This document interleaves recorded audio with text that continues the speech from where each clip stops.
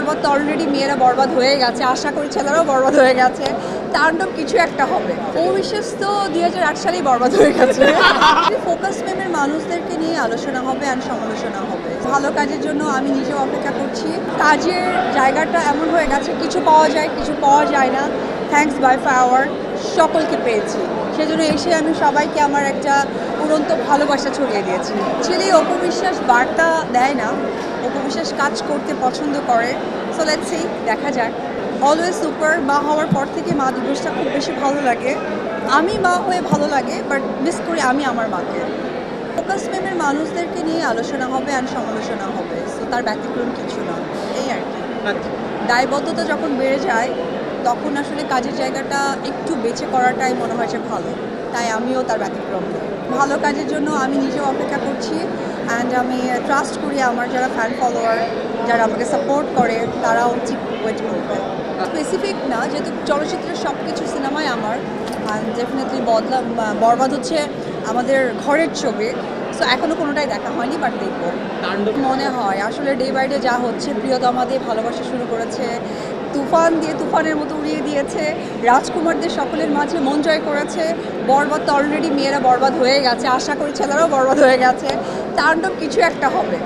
অপবিশ্বাস কতটুকু বরবাদ হয়েছে, বরবাদের সবকিছু দেখে আসে। অবিশ্বাস তো 2008 সালেই বরবাদ হয়ে গেছে। ভালো ছিল আসলে। আমরা দোয়া করি চলচ্চিত্রের জন্য যে এইভাবে যে সুন্দর সুন্দর কাজগুলো আসছে, সো এটা যেন চলমান থাকে। লাল শাড়ির পরে পূজা প্রোডাকশন হাউস থেকে আমরা দ্বিতীয় ছবি কেন এখনো পাচ্ছি না।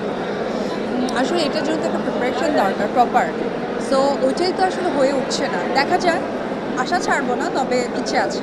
হয় কি যে একটা মানুষের তো এক একটা সময় সম্পর্ক জায়গাটা চেঞ্জ হয়ে আসে। লাইক আমি যখন চিত্রনায়িকা অপবিশ্বাস ছিলাম, মা অপবিশ্বাস হয়েছি। মা অপবিশ্বাসের সাথে যুক্ত হয়েছে অনেক কিছু, দায়বদ্ধতা, দায়িত্ব। সো ওই জায়গা থেকে বিজনেসটা আমার কাছে মনে হয় যে আমরা প্রচুর কাজ করেছি আমি ডেফিনেটলি।